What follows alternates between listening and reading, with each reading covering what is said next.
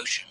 It's a huge and mostly unexplored place on our planet, and an incredible 95% of all the oceans in the world still remains unseen by humans. This leaves the burning question of what could be lurking in the unexplored areas. Many experts believe that given the vastness of the ocean, it would not be a surprise if some pretty large animals still remain undiscovered. And there's certainly no denying that when talking about the unexplored deep sea, the first thing people tend to think of is the possibility of mythical and terrifying sea creatures. And although this thought is amazing, it's equally terrifying.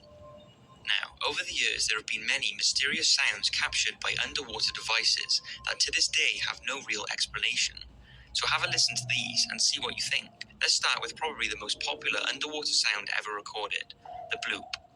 Most of you have already probably heard it, but maybe you haven't heard the actual real-time recorded version. It was first heard in 1997 when it was picked up on hydrophones across the Pacific, and whatever it was very, very loud. The underwater microphones that picked it up were around 3,000 miles away and still managed to detect it. Most versions on the internet have been speeded up by 16 times so that the bloop can be heard easier, but the original version I find far more eerie and mysterious. Let's take a listen.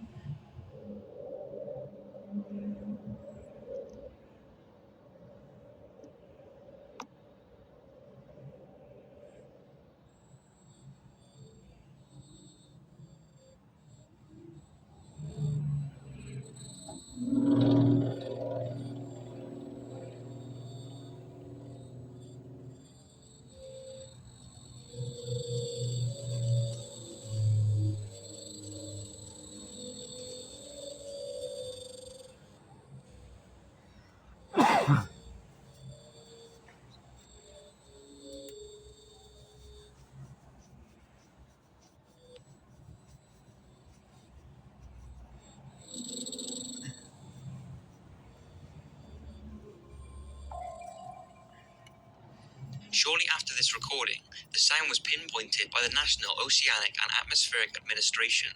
It was located around 650 miles off the South American coast in a remote corner of the Pacific Ocean. Fans of fictional tales went wild because it's around here that the legendary Cthulhu creature written by H.P. Lovecraft in 1928 was alleged to have lived. Now, although the NOAA now believe the sound was caused by an icequake, there is actually no real evidence to prove that this was the cause. So, what do you think it was caused by? Some say it was a blue whale, but there are no recorded blue whales in history whose sound could be heard from 3,000 miles away. Others strongly believe it was some sort of whale hybrid or other enormous unknown sea creature. But since the sound still has no precise origin, the bloop continues to remain a mystery. You won't believe that this creature actually exists on our planet. Of all the creatures made by God, this one stands above them all. Its name is Leviathan, an enormous, armored, and destructive sea monster whose identity and existence is surrounded in mystery. Some say Leviathan is too horrifying to ever exist. It must have been a metaphoric concept, but I believe there is biblical evidence pointing towards the existence of such a beast. Where is Leviathan according to the Bible? The Bible tells us that Leviathan is alive and at the bottom of the sea. This creature is older than you might think because it survived the Great Flood. We see that when God announced this disaster, only those who lived on land were to be destroyed. In fact, this was when Leviathan had an abundance of food because many people died under the waters. But let's get to the point. The first place where Leviathan could have been is near Argentina and Chile. Some scientists detected the sound of a massive creature in that area and even made a comparison of its size. The scientists, not knowing what it was, called it the bloop. This could be Leviathan. The second place is the Bermuda Triangle, where planes and ships have mysteriously disappeared. What's surprising is that an enormous creature was discovered near this area, and the Bermuda Triangle is not far from it. According to the Bible, Leviathan can move, and it is possible that this creature is in Latin America.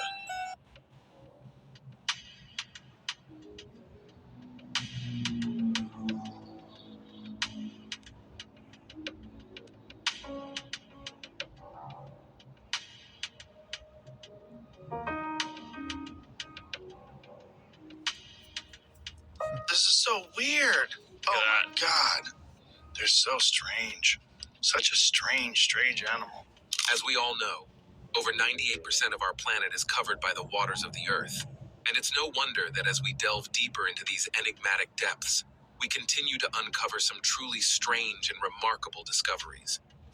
In a recent podcast, the renowned Joe Rogan revealed that the Navy, in collaboration with leading marine scientists, has stumbled upon a terrifying and mind-boggling discovery in the ocean. What peculiarities have these deep-sea divers found? How has humanity influenced the ecosystem of the ocean? In this video, we'll reveal the story Joe Rogan told us of what the Navy saw while diving in the ocean. I lived for 2 weeks in the bottom of the sea. Oh, Jesus. The scariest thing I saw, and I opened my eyes in my mask in the darkness with my flashlight, and I saw, like, right in front of me, this huge eyeball, like about the size, I don't know, of a saucer. The vast and significant global ocean, an immense saltwater expanse, blankets more than 70% of the Earth's surface.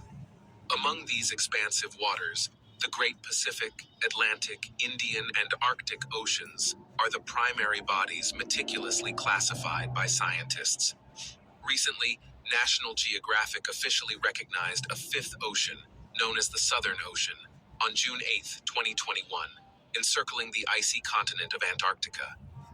In the mysterious depths of these oceans, scientists grapple with the awe-inspiring mystery of how many marine species inhabit these waters. Awe turns to amazement as we learn of the staggering number currently, a recognized 226,000 ocean species. Yet, the wonder doesn't end there. The marine realm, a crucible of life, is undergoing challenges.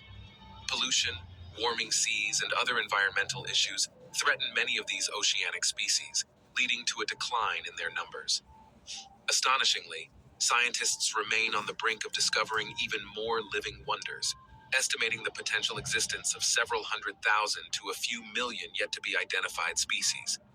What oddities are there in the ocean? Joe Rogan, the wildly humorous comedian, MMA commentator, and the host of one of the world's most phenomenally popular podcasts, has not just expressed his amazement, but has marveled at the mind-boggling, unknown potential dwelling in these uncharted oceanic depths, referring to the ocean as colossal and beautiful monster soup. Astonishingly, scientists, the Navy, and even the esteemed NASA appear to share this sense of wonder. Joe Rogan recently interviewed Gareth Reisman, a NASA astronaut and one of the few people to have experienced both space and the bottom of the ocean. Reisman participated in the Nemo 5 mission, along with other team members from the National Oceanic and Atmospheric Agency. They lived in a habitat called Aquarius, anchored to the ocean floor, to train for life in space under space-like conditions. This experience has led NASA to explore deeper regions to study even more extreme conditions than those in space. In a groundbreaking collaboration, NASA and the Navy have joined forces with the Woods Hole Oceanographic Institute to explore the Huddle Zone trenches. Situated predominantly in the Pacific Ocean's fiery ring of fire, where colossal tectonic plates meet, these trenches carve profound gouges into the seabed. The Mariana Trench, the deepest among them, plunges nearly 7 miles below sea level, bearing the ominous name of Hades, the mythical Greek god of the underworld. In an ambitious undertaking, NASA is constructing a remotely operated vehicle named Orpheus, equipped with navigational technology akin to the Mars Perseverance rover. Its mission is to meticulously map the near-otherworldly seascape of these profound, deep-sea trenches, unraveling the potential for life in these extreme depths. This endeavor echoes a past attempt 2014, when scientists from the Woods Hole Oceanographic Institute sent a vehicle named Nereus 6.2 miles down into the Challenger Deep near New Zealand, only to witness its catastrophic demise due to the overwhelming pressure. The crushing pressure at these staggering depths is of such intensity that it can squeeze the life out of creatures ill-equipped for such an environment. Until 1977, scientists were convinced that life couldn't endure such conditions. Yet, when a team of brave U.S. scientists submerged the vehicle named Alvin into the Pacific Ocean to study hydrothermal vents, they were astounded to discover a thriving ecosystem around the deep-sea volcanoes. Remarkable creatures such as translucent snailfish and minuscule crustaceans were not merely surviving, but flourishing. Further investigation revealed these extraordinary organisms possessed special enzymes and piezolites, which supported their cell membranes and prevented them from succumbing to extreme pressures. This groundbreaking discovery sparked a widely embraced theory that life on Earth might have originated around these hydrothermal vents, where creatures eschew sunlight and exist on the chemical concoction emanating from the seafloor.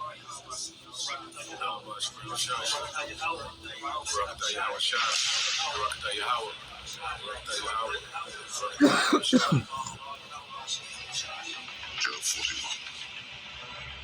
Didst thou draw out Leviathan with an hook, or his tongue with a cord which thou lettest down? Didst thou put a hook into his nose, or bore his jaw through with a thorn? Will he make many supplications unto thee? Will he speak soft words unto thee? Will he make a covenant with thee? Wilt thou take him for a servant forever? Wilt thou play with him as with a bird? Or wilt thou bind him for thy maidens? Shall the companions make a banquet of him? Shall they part him among the merchants? Canst thou fill his skin with barbed irons, or his head with fish spears? Lay thine hand upon him. Remember the battle. Do no more. Behold, the hope of him is in vain. Shall not one be cast down even at the sight of him? None is so fierce that dare stir him up. Who then is able to stand before him? Who hath prevented me that I should repay him? Whatsoever is under the whole heaven is mine. I will not conceal his parts, nor his power, nor his comely proportion. Who can discover the face of his garments? Or who can come to him with his double right? Who can open the doors of his face? His teeth are terrible round about. His scales are as pride, shut up together as with a close seal. What is so near to another that no air can come between? They are joined one to another. They stick together, but they cannot be sundered. By his sneezings, a light doth shine, and his eyes are like the eyelids of the morning. Out of his mouth go burning lamps, and sparks of fire leap out. Out of his nostrils goeth smoke, as out of a seething pot or cauldron. His breath kindleth coals, and a flame goeth out of his mouth. In his neck remaineth strength, and sorrow is turned into joy before him. The flakes of his flesh are joined together. They are firm in themselves. They cannot be moved. His heart is as firm as a stone, yea, as hard as a piece of the nether stone. But he raiseth up himself, the mighty are afraid. By reason of breaking they purify themselves. The sword of him that layeth at him cannot hold, the spear, the dart, nor the habergeon. He esteemeth iron as straw, and brass as rotten wood. The arrow cannot make him flee. Sling stones are turned with him into stone. Darts are come with his stumble. He laugheth at the shaking of a spear. Sharp stones run him. He spreadeth sharp and pointed things upon the fire. He maketh the deep to boil like a pot. He maketh the sea like a pot of ointment. He maketh a path to shine after him. One will drink the deep and to be horrid. Upon earth there is not his like, who is made without fear. He beholdeth all high things. He is a king over all the children of God.